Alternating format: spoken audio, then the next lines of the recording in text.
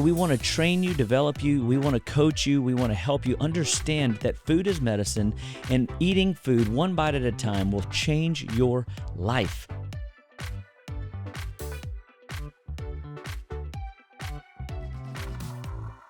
Good afternoon, good morning, wherever you're tuning in. We are excited that you are with Dr. Chapa on the Living Well Health Podcast. We are so thankful to come into your homes each week. We are so excited to bring you new information, new insights on what we're doing in our lives, because to know the terrain means you have to go the distance yourself. Doctor first, heal thyself is the motto. And we never want people to think that we're going to put them through a process, a program that we're not willing to put ourselves through or our own families through. And people trust us with their health because they know that we are practicing the walk. We are not going to be, going to fast food joints. We're not going to be, or maybe we do in order to, take care of some business, number two business or something if you're on a road trip. But we don't go there to eat because there's make-believe food in all these restaurants. And unfortunately, if you're eating make-believe food, the best you'll ever have is make-believe health. And so we want to train you, develop you, we want to coach you, we want to help you understand that food is medicine and eating food one bite at a time will change your life. And so when we choose life through food, our minds are sharper, our bodies are better, our sleep is better, our recovery and restoration is better. And so every week when I share insights, it's from things that I've learned in practice that have helped me become a better clinician, a better leader in my family, for them to see and model what it takes to be healthy and what they should be doing to be better athletes, to be better students, to be better participants in the world that God has laid out for us as families and people going through our day-to-day business. So today on the Living Well Health Podcast, what we're going to be talking about is we are going to be talking about functional blood panels. Isn't that exciting? You're like, oh, that doesn't sound like very much fun, Dr. Chapa, but I'm telling you, you got to know beyond a shadow of a doubt that sometimes you all have been in to a doctor's visit and you found that your blood work was taken. And you found that you have symptoms. That's what took you to the doctor in the first place. But yet, unfortunately, the doctor said everything in your blood work is fine, and they don't really think anything's wrong. Come back in 3 months, 6 months, 12 months for a follow-up. And that is the motto of most Americans today going to the regular doctors of the day. And so we're going to talk about functional blood panels. We are going to talk about the truth of how someone can use these panels to improve their overall functionality and good health. And you definitely don't want to miss it, so stay tuned. We're going to be talking about what can benefit you in looking at blood work for your good health. Because if you don't inspect it, guys, you can't expect good results. So we want to make sure that if we put you through a detox, if we put you through a health diet change, if we put you through a lifestyle modification, that we see change in the blood, because the blood doesn't lie. It doesn't always reveal everything, because there's so many buffering systems in the body that protect the blood, and that is one of the most fundamental things that we have to recognize as clinicians, that the blood shouldn't reveal us any issue, because your body's buffering protective systems around the blood are protecting it. That's why they call it life blood. It is the richest, purest, best nourishing gift that we have to get oxygen and nutrition to our cells, or to eliminate waste from those cells that are working hard on your behalf each and every day to be healthy. So your blood should not show toxicity. It should not show infection. That means that the buffering systems have broken down and you're penetratable, you're vulnerable, you're setting yourself up for acidic environments where cancer can grow, or autoimmunity can grow, or any type of dis-ease, disease or dis-ease. And so today we're going to talk about how to interrupt a lot of those patterns. So we are going to talk a little bit about that in just a second, but I first want to just bring up, when people come into my office, I have them fill out these things called toxicity questionnaires. And these toxicity questionnaires are simply a series of questions that you want to ask yourself each and every week, each and every month rather, and assess where your health is, from the lungs to your hormones, to your digestive tract, to your joints, to your sleep patterns, to your sinuses. And when you start looking at your body's symptoms, this essentially becomes as powerful, and I mean this, as powerful as a blood test as any test you will take. And when you start learning how to measure your body's health, this patient came in with a original score of 197. She is down at a 64 on this test, which is pretty phenomenal for the journey that she's been through. She came in multiple diagnoses, multiple digestive problems, multiple issues that were making her retirement years very uncomfortable. She wasn't enjoying life. She was seeing doctor to doctor, GI specialist to GI specialist, and she was at her wit's end. She was really suffering, frankly. And she had a bit of a structural hiatal hernia we had to correct. We ran some blood work in order to figure out where her glitches were. But to see her digestion, her acid reflux, her bloating, her gas, her pain in her stomach go away inside of 4 weeks, 5 weeks was pretty remarkable for her. It changed her life. She has since been to overseas trips, cruises, and is now traveling to see family in other states because she feels more alive again. She's got her health back. So I really want to encourage you guys to get access to one of my toxicity questionnaires and use this as a guide when you don't have the money for a blood panel, or you don't have the time, or you don't make the time, rather, is probably the better place to put it, or you just want to do some self-assessment checks. The toxicity questionnaire is very, very powerful. But talking about functional blood panels, when we look at it, I want to explain, when people go to their primary doctors and they get a standard blood panel, they are not getting a functional blood panel. Okay, so the difference is this. It is the exact same blood.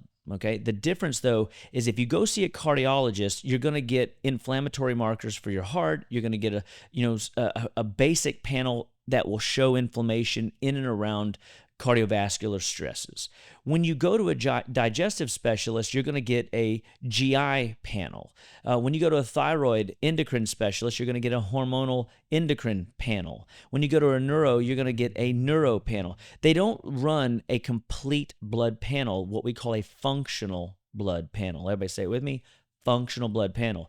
And the value of a functional blood panel allows you to know that you are looking at your body as a whole. Similar to my functional toxicity questionnaire, and helping you assess symptoms and appreciate that the symptoms are telling the tale, they will begin to correlate with your blood panels as I begin to share and teach people how their bodies are breaking down. And this is why when you go to the doc and you come home and you go, your husband or wife says, "Hey, what'd you learn today about your health?" And the standard doctor says, "Well, there was nothing wrong with my blood panel. Everything looked great." Well, how is he going to explain the feelings of weight gain, or fatigue, or headaches, or GI problems, or nerve tingling in the legs? How does he explain all that? He just said, just come back in 6 months, and maybe we can do something about it then. And guys, that's the difference. When you are looking for disease, diagnosis, insurance codable treatment plans, you have waited too long.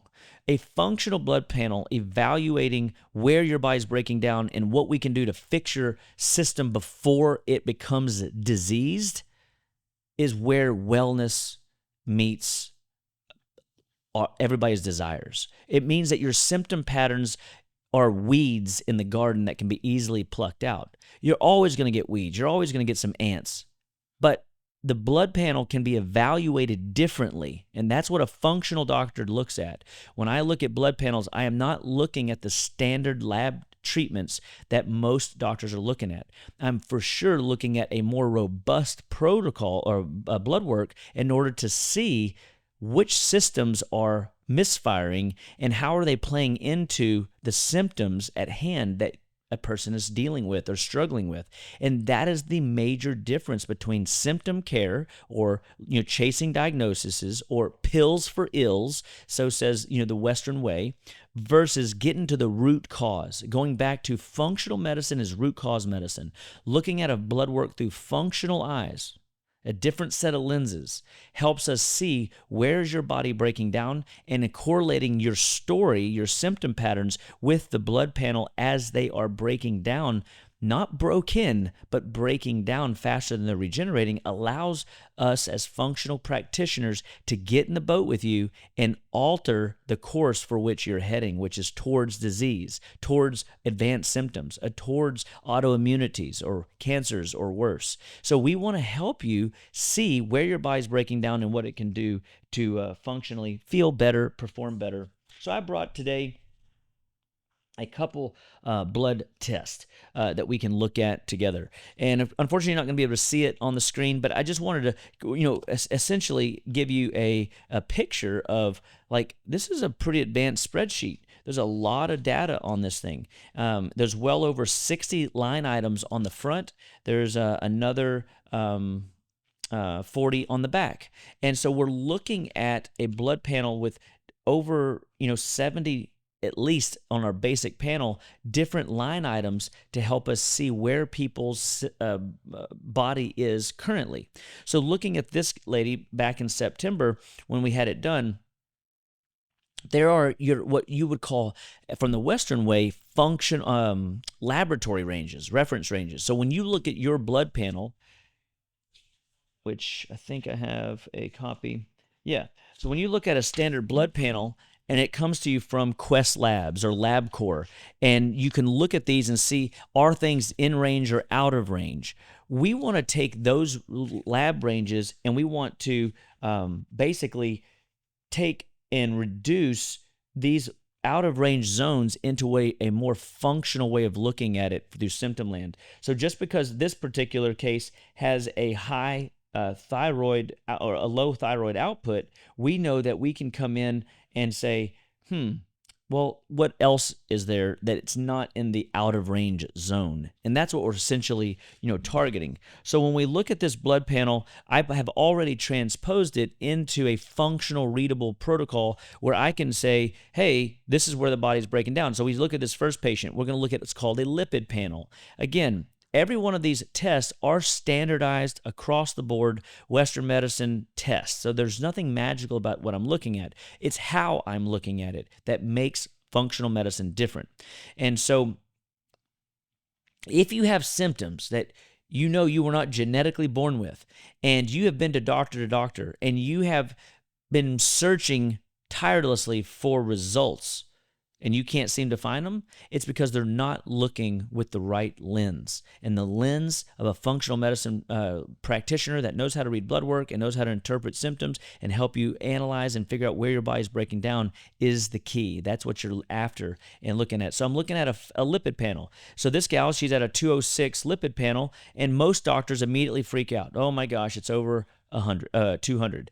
And the reality is no, it's not over 100. And here's what's wild. They say the lab range says you can go down as low as 100 on total cholesterol and 199 as the top end range. Now, let me tell you what that means. If you can get to under 130, you can pretty much shut off all hormone production in the body, because the fundamental backbone of every testosterone, progesterone, estrogen in your system is built off of, guess what? Cholesterol. So cholesterol is not the devil. And if your cholesterol is running 130, 120, even lower because of a statin drug that you're currently taking, you are setting yourself up for hormonal imbalances, which then will lead to other metabolic problems, which then cause other metabolic symptoms. And it's just a domino of disease into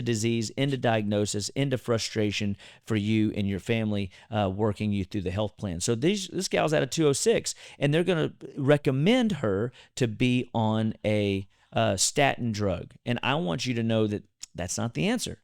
The 206 is nothing if you don't look at the rest of the sheet. So we're going to look at her HDLs. Her HDLs are at 91. So it's still a little on the higher side. I want it 75 is my higher side, but 91 is not bad because at the end of the day, I would rather her be at 206 total and a 91 HDL and have a low cholesterol HDL ratio of a 2.3 in this case.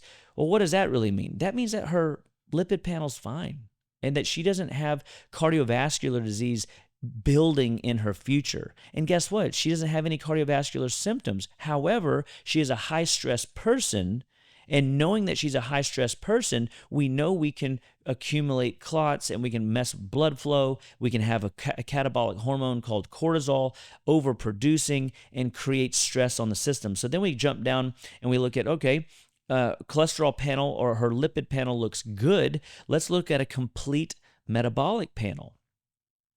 The complete metabolic panel is going to look at minerals, it's going to look at adrenal function, it's going to look at sugars, it's going to look at liver, it's going to look at liver enzymes, it's going to look at digestion, it's going to look at thyroid. It really evaluates a lot of what we're trying to accomplish in our care plan. So when I look at this particular patient, blood sugar looks fine. Hemoglobin, which means it's, in this case, under 100. So she's at 93 fasting blood sugar. And so I'm like, okay, that's good. That's good. We jump down and look at her hemoglobin A1C, and she's at 5.2. Well, medicine says 5.7 and above is diabetes. So she's at under that. And I still want her, though, at 5.1 and below, which means we still got a little bit of work to do. And when you look at a hemoglobin like this, it isn't always a picture of blood sugar. It is a 3-month blood sugar check, if you will, but it's also an indicator light for deep-rooted cellular infections. Many people don't realize that. So when we look at these panels, we're not just looking at it at face value. We're looking at it for what does it potentially mean for the patient. Knowing this particular patient, they have a lot of teeth issues. They have a lot of reoccurring infections as a history. Wind blows, they get sick. Allergies, they get sick. If they have a procedure done, they don't heal well. Their body is struggling in the healing and wellness and immune department. So I already know right here that her blood sugar is fine. Hemoglobin A1C is low. I'm a little bit more confident that she's in a better place stability-wise at the time of this blood test than she was when we started, when she was having all those symptoms. And that is a true statement on this one. But then we look at something like her sodium and potassium. These are electrolytes. This helps her body recognize, is she getting cellular activation? Is she getting mitochondrial communication between cells and the production of ATP? And you remember, you have trillions of cells. So if you don't have adequate electrolytes, you're not going to have those trillions of cells working together on your behalf to better your overall health and well-being. And so in this case, this gal is sitting at 140. The average lab range is 135 to 145, so she's smack in the middle. For me, though, 140 is low. 143 would be better. So I already know I can still improve her electrolyte balance, which is going to make her cells perform better, which is going to help her detox, which is going to help her mind, at nighttime, unwind and go to sleep. It's going to help her adrenal glands at night, keep her in a deep sleep state. It's going to give her liver more tools and resources to detoxify during the night. It's going to bring her back up into balance in the morning when she needs to wake up and get ready for her day. This is a good number to start looking at. So sodium, potassium for her is on the lower side, which means she does indeed have some adrenal problems. Adrenal. What is adrenals? Adrenals are stress management systems. And so we can look at this blood panel and see that our patient here has a low adrenal output and she's not handling her executive position well. So we keep going and we look at, okay, what about her calcium, phosphorus, magnesium ratio? These ratios are imperative to make sure she's got good bone, she's got good immunity, she's got good blood flow. And so we want to see what her numbers line up as. And every one of them line up perfectly. So she's right smack in the middle of all my numbers, which is a good indication that from a phosphorus, calcium, and magnesium balance, this little trio of blood that comes together together to better your immunity, better your muscle activation, your movement patterns, your joint inflammation, brain activation, and the actual lubrication of the blood floating through the cell is in a good space. So again, I'm just going through this list as I'm going a little slower for y'all, but I'm trained my eyes to see, is there aspects of dehydration for this patient? There could be, but we haven't found it yet. So, but remember, this patient's already been in for a little while, so she's moving in a better direction. But finally, we get to something we can start working on, okay? So we see some dehydration. We see some stomach acid issues. So she does have some stomach history, and we know that her body needs to perform better, and stomach is our number one play. So we're going to look at her stomach from a stomach acid perspective and see how many markers does she have for stomach acids. So when I look at a blood panel, I'm looking at globulin, I'm looking at bilirubin, I'm looking at protein. I'm looking through here, looking for which stomach acid markers could be active. And every out of the three that I just threw out there, only one of them is active. And so I go, woohoo! Her stomach is performing better than it had been, which is pretty impressive because there was a procedure done that altered her stomach ability to produce natural acids regularly. And so when we look at how the body is performing, this is number one. I have to make sure your stomach is working at top-notch performance to give your body a chance to break down the food that you're consuming. You see, if you are what you eat, if you become what you eat, but you can't break down the food that you are digesting, guess what? You don't even give yourself a chance to absorb it. So you're setting yourself up for massive deficiency. And massive deficiency causes your body to start showing ails. And people will start seeing buildup and backlog of trash and debris, like gallstones or palpitations in the chest or brain fog, or they'll have issues with sleep. And these are things that we want to help patients work on and work through better. And guys, we're only halfway through this test. I mean, I've already given you a ton of data. I look, and as I keep looking, I go, oh, well, look at that. She's also has a high lactose dehydrogenase, which is another blood sugar indicator, a little bit of liver inflammation. So I know that there's stress in the blood. I know that the liver's under strain here. Well, of course it is. She's got markers for stomach acid issues. Her livers and pancreas are having to work harder to break down food that it shouldn't be having to do. So they're getting worn out doing somebody else's job. This is things that we can address and alter by giving people healthy nutrients. For example, the digest force. When we look at digest force, it is stomach acids, it is enzymes, it is bile salts for the liver, the pancreas, and the stomach. This one thing could take a lot of you guys from acid reflux land, bloating, gas, burping, whatever, digestive distress, into freedom, where you're not experiencing pain and suffering every time you eat a meal, or walking around with the walking farts, or whatever might be going on that's digestive, that is a issue of stomach, right? So we see there's some inflammation in the liver, so we're like, okay, we got to work on that. What about the thyroid? Everybody wants to talk about thyroid. And we'll see that she does indeed have a high TSH count, which means thyroid stimulating hormone. She's got some sluggishness in her thyroid. Well, remember a second ago, I just told you her liver is backed up, right? That's that lactose dehydrogenase. Her liver enzymes look okay, but could they be better?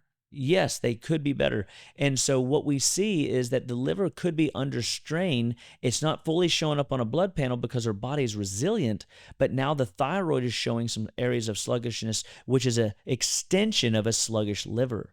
So when the thyroid is beat up, guys, it rarely is the thyroid. Most of the time, it's due to something else bullying the thyroid into submission. So I want to train people to not just appreciate this blood panel for what it is, but to look at it in depth and figure out, well, where's the real cause? Is it my thyroid, even though it says it on the paper, or is it something else?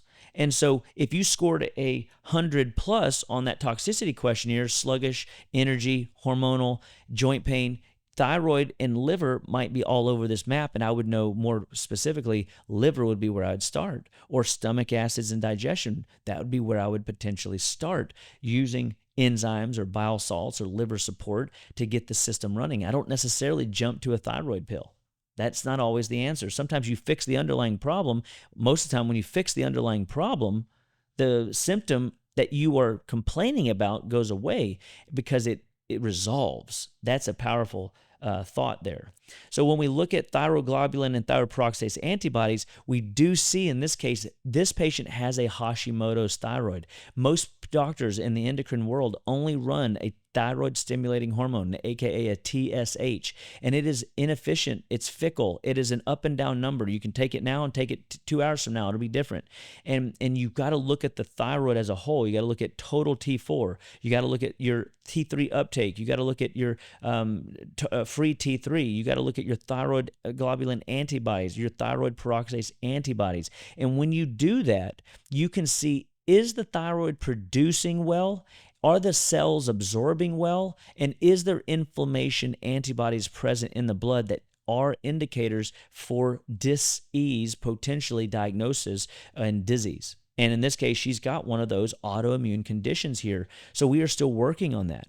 And that's okay. Just because not everything is fixed on a blood panel doesn't mean you're not moving in the right direction. Remember, we're using this, your symptoms, your toxicity questionnaire, and your lifestyle to impact and empower how your body is performing. Okay, so obviously going through blood tests, we're not going to go through all of these today, but I'm excited to give you an idea that your body is communicating a message. And are you listening? Are you evaluating? And so we aren't even done. We can jump down into the CBC.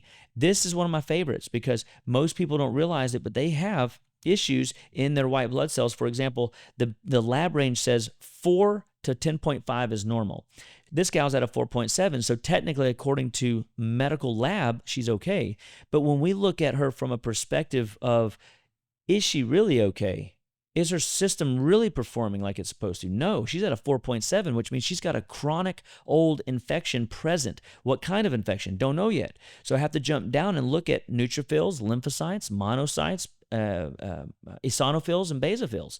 When I look at these numbers, I see that she has trash in the blood, inflammation in the gut, and so she's got an old infection, and it looks to be more in the bacterial range, but it's very subtle. This is not a clear test, so I'm not going to just jump to that conclusion, but I'm definitely going to be working on her gut, which then corresponds back upstream when I was telling you about her stomach acids being off. So this is another way that I can look into, am I really seeing that as an issue with respect to digestion? And if digestion's off, liver's off. If liver's off, thyroid's off. And now maybe we're getting to the underlying where the roots are in this patient's care plan to see the fundamental picture of what the story of the blood is telling you, plus her symptom patterns and the experience that we've had as an improvement up till now.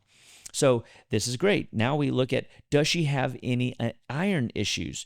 And typically I would look at iron first. It just happens to be at the bottom of this test. And so I look at this and I go, whoa, her iron is low. The doctors say 22 to 322 for ferritin is okay. She's at a 33. No, I don't want, halfway aired up tires to get to my destination. That wouldn't be smart. I don't want a half a tank of gas to get to somewhere I need 2.5 tanks of gas. I got to make sure that this patient has enough iron to get her cells oxygenated, to get the cells to carry the nutrients at the level they're designed to. And she's not doing that. So then we jump back up and look, okay, well, what are the red blood cells doing? Wow, they're low. But they're not low according to the lab ranges. So she is diagnostically okay. She is functionally out of range. That means we've got work to do. So if she has symptoms, guess what? We know this is a key area to look at. And so when we keep looking, we're looking at things like vitamin D, and we're looking at hormones, and we want to see, is the body inflamed? What's her insulin levels like? And the good news is remember, I know it's not blood sugar. Blood sugar was fine earlier. Well, hemoglobin A1C was pretty close to normal. Insulin is right under 3.6. It's beautiful. So I can tell based on this test that she's not as inflamed as she was, but she's still got work to do. And you guys always are going to have work to do. I have work to do on my health. That's why I change my diets. That's why I do detoxification. That's why I choose life through food, one bite at a time, in order to maximize my healing potential. And so when people come in, they have a story. I want to find out, what is your story? What have you tried that's worked? What hasn't worked? And let me show you how to evaluate you differently. And then what you will discover, you can live better, stay better, and perform better, be better, one bite at a time. And so when you have a functional blood chemistry profile, you will know more about your health and you'll have a better life compass to determine which direction you need to take your diet, from a diet perspective, a lifestyle perspective, or a simple protocol perspective on maximizing your healing curve. So we want you to be well, we want you to stay well, and we want you to perform well in everything that you do. So make sure you continue to tune in to the Wellness Podcast, because I'm going to teach you everything I know over the next forever in order to keep you engaged and inspired to perform at your best. So God bless you today, and we'll see you next time.